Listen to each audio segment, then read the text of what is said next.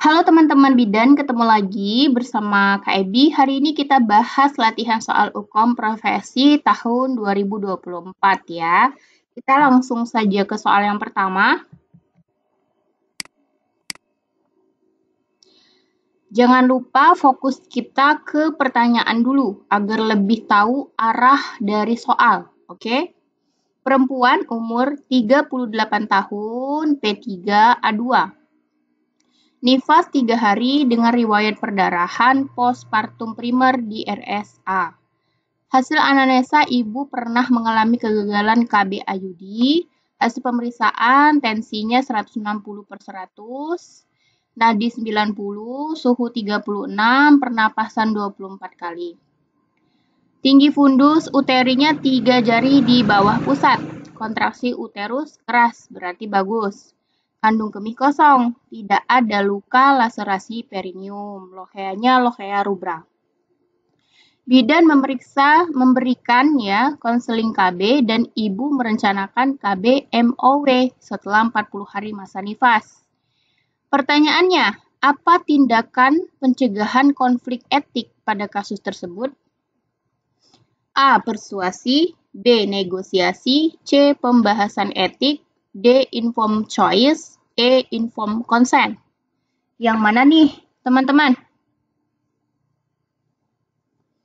Baik, kita langsung ke pembahasan ya. Jawaban yang paling tepat adalah yang D, informed choice. Jadi kita bahas ya. Informed choice membuat pilihan artinya ya, setelah mendapatkan penjelasan. Sedangkan informed consent itu adalah bentuk persetujuan dari sudut pandang bidan itu sendiri. Karena itu, berkaitan dengan aspek hukum yang diberikan otoritas untuk semua prosedur yang akan dilakukan oleh bidan. Jadi, jawaban yang paling tepat adalah yang D, informed choice, yaitu membuat pilihan setelah mendapatkan penjelasan. Soal yang kedua. Pertanyaannya, berapakah dosis suplemen yang tepat berdasarkan kasus? Perempuan umur 26 tahun. P1A0 nifas 10 jam. Di RSA, hasil anamnesa sedang belajar menyusui bayinya. Hasil pemeriksaan keadaan umum baik, tensinya 120/80, nadi 80, suhu 36, pernapasan 22 kali per menit. TFU, ini satu jari di bawah pusat. Kontraksi uterus keras, berarti bagus, lokea rubra. Bidan memberikan vitamin A, maka yang ditanya dosis suplemen vitamin A ini. Berapa yang tepat pada ibu nifas 10 jam? 10.000 IU, 20.000 IU, 100.000 IU, 200.000 IU, atau 300.000 IU. Kalau teman-teman bidan pernah memberikan vitamin A kepada anak-anak bayi balita, ya khusus di bulan Februari ataupun Agustus, itu di botolnya sudah ada penjelasan. 1 kapsul mengandung berapa IU. Kalau yang sudah terpapar, berarti sudah pernah lihat. Kemungkinan besar sudah tahu jawabannya. Kita langsung ke pembahasan. Jawaban yang benar, yang D ya, 200.000 IU. Setiap ibu nifas itu mendapatkan suplemen vitamin A 1 kapsul sebanyak 200 IU. Segera setelah persalinan. 1 kapsul lagi atau 200 IU lagi itu 24 jam kemudian. Berarti kalau ibunya melahirkan jam 7 pagi, jam 7 pagi besok diberikan lagi 1 kapsul vitamin A. Manfaat vitamin A apa? Untuk meningkatkan daya tahan tubuh, dapat juga meningkatkan kelangsungan kehidupan anak, serta membantu pemulihan kesehatan ibu nifas yang erat kaitannya dengan anemia dan mengurangi resiko buta senja pada ibu menyusui. Jadi sangat bagus ya kalau vitamin A ini diberikan pada ibu pasca bersalin. Soal yang ketiga. Apa diagnosa yang tepat pada kasus di atas? perempuan 37 tahun, P2A1 nifas 5 jam. Di TPMB dengan keluhan nyeri perut. Nyeri perut ya. Hasil pemeriksaan keadaan umum lemah, tensinya 90/60, nadi 99 kali, suhu 37,9, pernapasan 29 kali per menit. Terlihat darah segar dan menggumpal keluar dari vagina. Tapi kontraksi uterusnya baik. Apa diagnosanya? Keluhannya nyeri, tensinya rendah, keadaan umumnya lemah, keluar darah segar dan menggumpal. Apa nih? Antonia uteris sudah pasti tidak ya, karena kontraksi uterus baik. Sisa plasenta, involusi uteri, infeksi lochea atau insersia uteri. Kira-kira apa teman-teman? Jawaban yang tepat yang B. Adanya sisa plasenta ya. Pada kasus terdapat data fokus, yaitu keadaan ibu yang lemah, tensinya rendah, suhunya meningkat. Suhu ibu di 37,9, hampir 38. Serta terlihat ada gumpalan darah dari vagina ya. Berarti kita harus berpikir ini ada apa nih gitu ya. Kontraksi bagus tapi kok darahnya keluar terus. Khawatir ada sisa-sisa plasenta yang belum dikeluarkan seluruhnya. Seperti itu. Soal yang keempat ya. Perempuan umur 33 tahun. P3A0, nifas 6 jam. Anamnesa, ibu khawatir ASI-nya tidak cukup untuk bayi yang baru dilahirkan. Hasil pemeriksaan keadaan umum baik, tensinya 120/80, nadinya 80, suhu 36,9, pernapasan 20 kali per menit, kolostrum positif. TFU 2 jari di bawah pusat, kontraksi bagus, lochea rubra. Apa rencana pelayanan kesehatan yang tepat pada kasus di atas? Tanda bahaya pada bayi, pemberian susu formula, pemberian ASI bercampur sufor, pemberian ASI awal, atau tanda bahaya pada ibu. Hasil anamnesa ini sangat penting ya. Jadi kalian harus memahaminya. Hasil anamnesa di sini ibu khawatir ASI tidak cukup. Nah, tapi ini bisa juga buat kalian terkecoh. Jadi jawaban yang tepat itu yang D, pemberian ASI awal. Karena ibu masih pada masa atau pada fase nifas 6 jam. Jadi masih di awal-awal nih. Anamnesa ibu merasa cemas. Jadi ini ibunya cuman ya atau hanya merasa cemas saja terhadap kecukupan produksi ASI-nya. Tetapi tidak ada disebutkan dalam soal kelainan pada payudara. Jadi tidak perlu kita memberikan saran untuk pemberian sufor ya. Tetap kita memberikan saran pemberian ASI pada awal-awal masa nifas. Oke, cukup jelas ya jawabannya. Soal yang berikutnya. Yang ditanya di sini bagaimana sikap bidan pada kasus di atas. Bidan melakukan kunjungan nifas 7 hari. Umur ibu 20 tahun, P2A1. Berarti dia pernah keguguran ya, sudah hamil 2 kali. Riwayat persalinan spontan di RSA. Hasil anamnesis, ibu tidak mau menyusui bayinya karena bayinya rewel dan ibu merasa lelah. Pasien hanya tinggal berdua bersama suami yang pekerjaan suami menuntut pulang malam setiap hari. Berarti ibunya nih kurang istirahat ya. Bagaimana sikap kalian sebagai bidan? Menyampaikan kepada keluarga perlunya dukungan terhadap pasien, mengajak untuk tetap menyusui bayinya, menyarankan pasien untuk mencari babysitter agar ibu bisa istirahat, menjelaskan kepada pasien untuk bisa membagi waktu, atau menganjurkan pasien untuk istirahat segera. Ini jawabannya bisa semua ya, jadi bingung gitu ya. Nanti kalian kalau di UKOM itu menjebak seperti ini. Kalau kalian tidak fokus, bisa saja menjadi salah jawabannya. Jawaban yang tepat yang A ya, menyampaikan kepada keluarga perlunya dukungan terhadap pasien. Jadi pasien itu butuh dukungan karena mengingat ibu masih sangat muda ya, 20 tahun. Sehingga membutuhkan penyesuaian dan butuh meyakinkan ibu bahwa ibu mampu menjadi seorang ibu yang baik. Sehingga bayinya tetap dapat terpenuhi segala kebutuhannya dan ibu tetap bisa memenuhi kebutuhan istirahatnya. Dan tentunya gizinya juga cukup. Ya, jadi dukungan keluarga memastikan ibu dapat support system yang baik. Seperti itu ya. Soal yang berikutnya. Nah, soal ini ditanya penata laksanaan yang sesuai pada kasus tersebut. Jadi sebenarnya kita tuh bisa mengambil jawaban atau memilih jawaban yang tepat ketika memahami pertanyaan dari soal.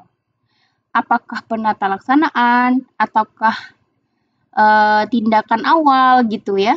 Jadi harus kita pahami. Nah, di sini soalnya perempuan umur 27 tahun P1A0. Nifas hari kedua di RSA.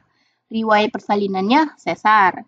Hasil anamnesis bayinya rewel dan malas menyusu ya, sehingga ibu merasa cemas dan khawatir.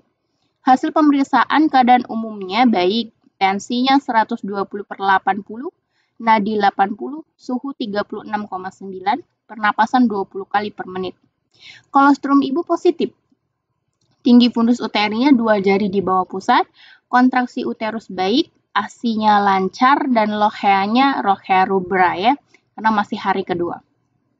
Penata laksanaannya apa nih? Menyarankan ibu tetap memerah ASI, menganjurkan ibu untuk tetap memberikan ASI-nya, mengajarkan perawatan payudara, memberikan sufor, atau menyampaikan kepada ibu untuk memberikan ASI kepada bayi dengan sendok. Jadi di sini permasalahannya adalah bayinya rewel, malas menyusu, sehingga ibunya khawatir dan cemas. Kira-kira kalian sarankan apa nih? Oke, jawabannya yang B ya, menganjurkan pasien atau ibu untuk tetap memberikan ASI.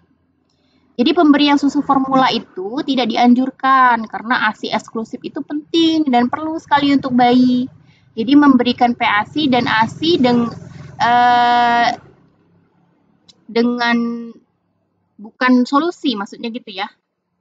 Bukan solusi yang tepat karena ASI sudah paling bagus dan ASI ibu tuh sudah lancar. Kalau dalam soal kan di sini dikatakan kolostrumnya positif, ASI-nya lancar. Jadi kenapa kita suruh berikan sufor ya kan? Berarti kalau ASI udah bagus, bayinya rewel dan malas menyusui, kita tetap sarankan ibu untuk memberikan ASI saja ya. Oke. Soal yang berikutnya. Nah, ini juga ditanya tentang penata laksanaan sesuai kasus ya. Jadi penata laksanaan ya. Harus fokus nih di pertanyaan. Oke? Kita ke soal. Perempuan umur 22 tahun. P1A0 nifas hari kedua. Datang ke TPMB dengan keluhan keluar darah banyak. Hasil anamnesis persalinan ditolong dukun. Hasil pemeriksaan keadaan umum, tensinya 90/50, nadinya 100, suhunya 36,9, pernapasannya 17 kali per menit. Kolostrumnya sudah positif ya. Ini sakral ya. Akral ya benar. Akralnya dingin ya. Tinggi fundus uterinya setinggi pusat. Kontraksinya lembek. Perdarahannya 450 cc dan Hb-nya 7 gram per desiliter.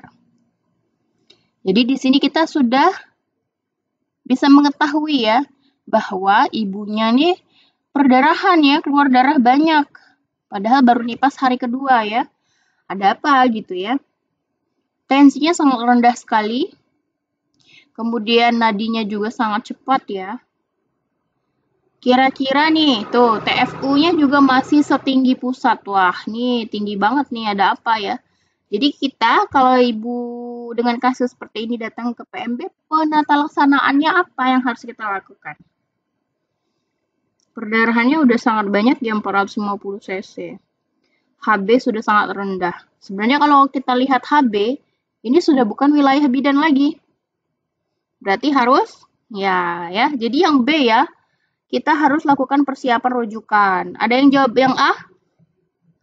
Nah, jadi kalau kita jawab yang A itu benar, tapi dengan catatan yang ditanyakan dalam soal bukan penata laksanaan.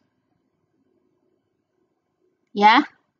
Jadi di sini kan yang ditanyakan tuh penata laksanaan yang sesuai kasus. Kalau dalam soal itu ada pertanyaannya penata laksanaan awal yang tepat. Nah, yang awal yang tepat. Oke. Kita pilih yang A. Kita pasang infus, kita drip oksi, ya kan? Baru kita persiapkan perujukan. Karena pemasangan infus RL itu masuk ke dalam bagian dari persiapan rujukan. Ya, jadi ini pembahasannya. Melakukan pemberian RL dan oksitosin merupakan bagian persiapan rujukan untuk pasien. Jika memilih jawaban A ini kurang tepat ya, karena persiapan rujukan masih sangat banyak nih tahap-tahapnya. Jadi sebenarnya pilihan A sampai E itu bisa menjadi persiapan rujukan. Ya, jadi kalau pertanyaannya penata laksanaan awal yang tepat, maka jawabannya bisa kita pilih yang A. Tapi karena di sini penata laksanaan yang sesuai, maka kita harus rujuk ya.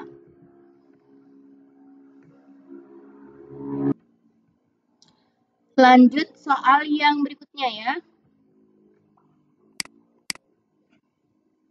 Nah, ini pertanyaannya diagnosa. Diagnosanya apa nih? Perempuan umur 24, P2A0, nifas hari ke-14, datang ke RSA dengan keluhan cemas. Hasil anamnesis, ibu mudah tersinggung. Tidur tidak nyenyak dan sering bermimpi buruk. Keadaan umum baik, tensi 110/70, nadi 90, suhu 37, dan pernapasannya 28 kali per menit. Kolostrumnya positif. Diagnosanya apa nih? Kalian lihat hasil anamnesisnya. Ibu mudah tersinggung,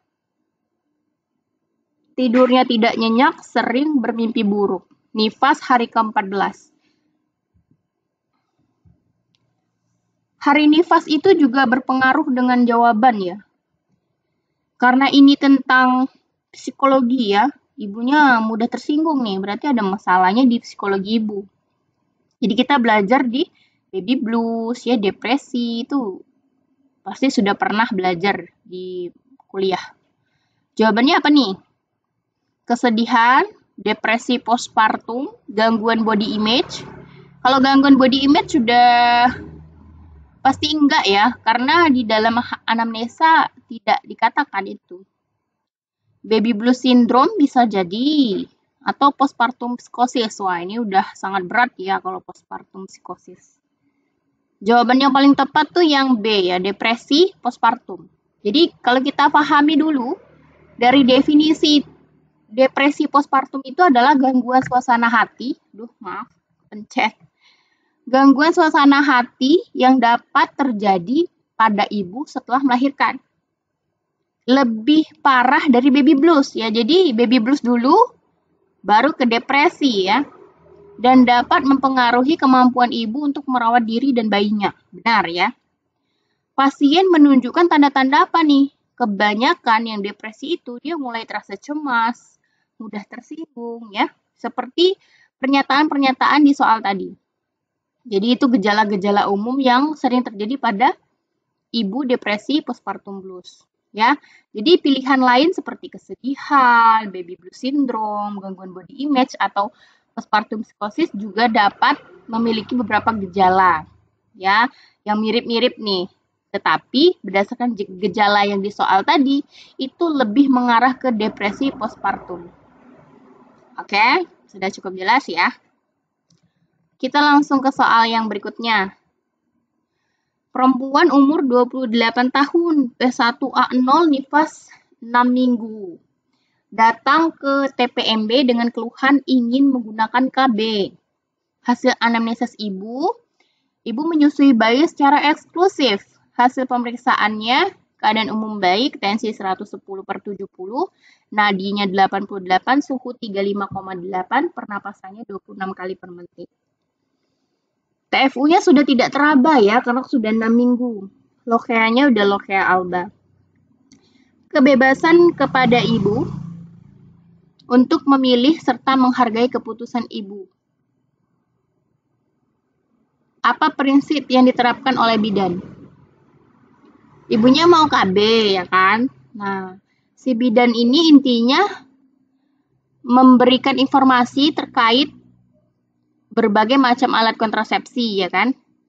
Nah, tetapi bidan juga memberikan kebebasan kepada ibunya untuk memilih mau pakai KB apa nih.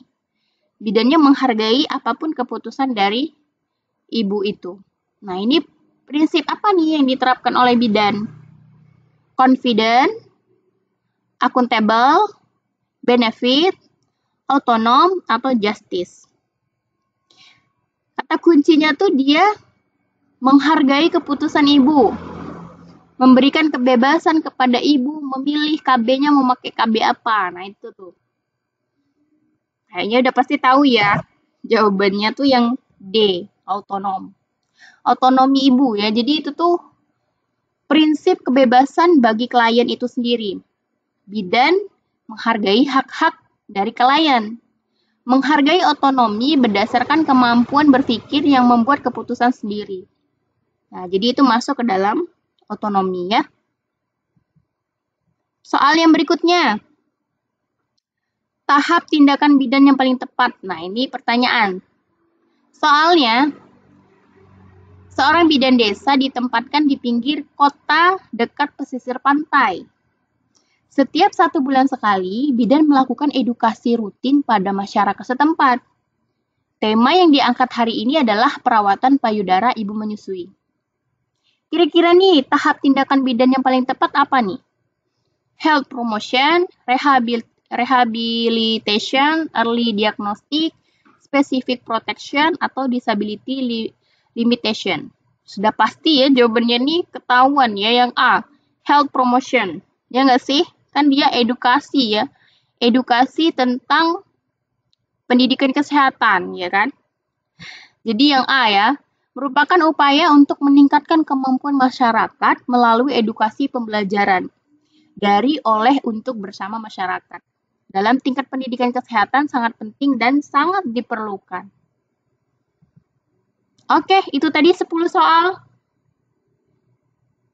Untuk latihan soal UKOM profesi, semoga membantu teman-teman yang bakalan UKOM di dalam waktu dekat ini. Semoga soal-soal yang dibahas ini membantu teman-teman untuk bisa lebih memahami soal ketika benar-benar mengerjakan soal di UKOM yang sesungguhnya gitu ya. Jangan lupa bantu KIB dengan subscribe, like, dan share. Terima kasih.